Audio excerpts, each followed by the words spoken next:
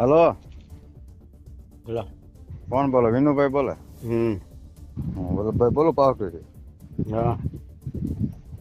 હા, ગૌતમ નહોતો ને? નહીં. એની વાડીએ વહી જતો. હું પાવઠીથી તળાવ આવતો ને 10 વાગે.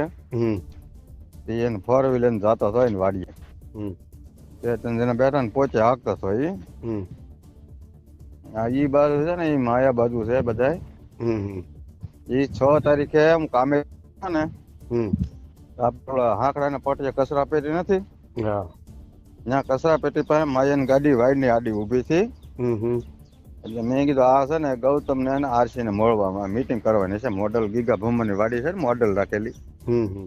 ત્યાં એની મીટિંગ હતી ગૌતમ ની, આરસી હમ. અને માયાની, ગીગા ભૂમન છોકરોની. હમ.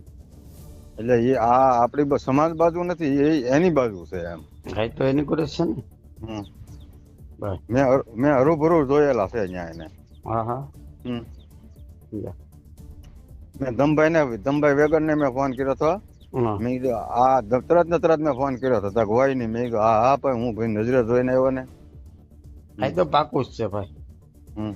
આરસી એની બાજુ છે. હા, એ બધા એની કોર છે. એનું ખાઈ ગયેલા હોય ને ત્યારે હમ. પૈસા મળે એની કોર જાય એમ છે બધા. હમ. આ બધું પૈસાનો તોડ થઈ જાય એટલે પૈસા હાટું જાય. હમ. સમજ્યા? આનું કઈક કરવું તો જ ગૌતમ નું. તો એ આપણે સમાજનો ઉઘાડા પાડા તો જ ને થાય ખબર પડે. સમજ્યા? હું તો હીરાભાઈ ને ફોન કરવાનો છું. હા. હા. હીરાભાઈ શું કહેવાનું છે કે આવી રીતે છે ને તમે આમ દોડો તો આ લોકો આમ દોડે. હમ. અને હા. દિવ્યેશ ને હું ફોન કરી. હા. ગૌતમ બાકી મૂકવાનો થતો જ નથી.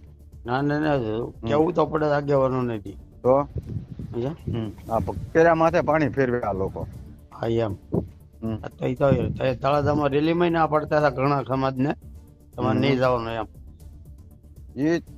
આગલે કાલે એની આગળ કોઈક બેઠો હતો ને એ ન ઓળખાણો. બાકી ગૌતમ પોચે જ હાંકતો હતો. એ તો મને ખાસ ધ્યાન છે. અમારે પીરની દરગાહ આવે ને પાવઠી પાસે, ત્યાં મને આમાં મળ્યા થાય ગાડી લઈને.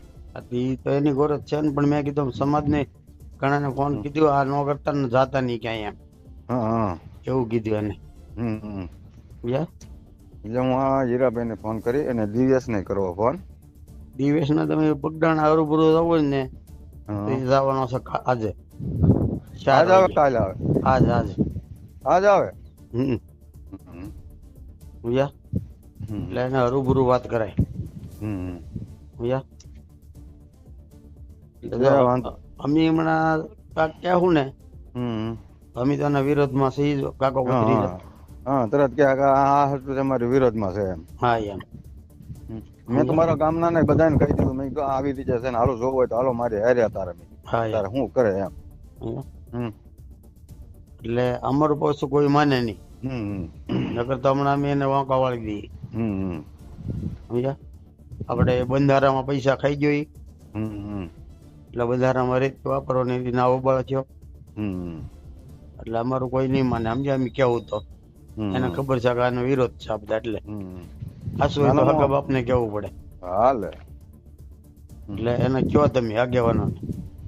એ તો હું વાત કરી ને ગીરાભાઈ ને કહે ને દિવ્યેશ ને વાત ને કરી. તમે તારે 4 વાગે બગડાણા જવું તો બરોબર તમારે યારે આવી. અત્યારે પણ હું કામે હોય છે. મને હોમવાનું હતું દિવ્યેશ જાય એમ હતું એમ. ના 4 વાગે આવવાનો છે. હું અત્યારે કોટડા બાજુ છું. અને 4 વાગે આવી જાય ને તો બપોર પછી રજા પડી. બપોર પછી રજા પાડીને આવી જાવ. જો તો આપણે જવું અહીંથી.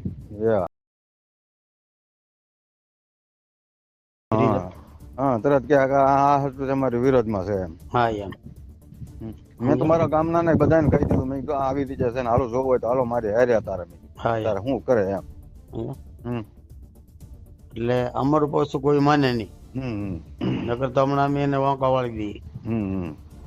સમજ્યા? આપણે બંધારામાં પૈસા ખાઈ ગયો એટલે બંધારામાં રીત વાપરવાની ના ઉબાળો થયો. એટલે અમારું કોઈ નહીં માને. સમજ્યા? અમે કેવું તો એને ખબર છે કે આનો વિરોધ છે આ બધા. એટલે હાસુ હોય તો હગા બાપને કેવું પડે. હાલે. એટલે એને કયો તમે આગેવાનો.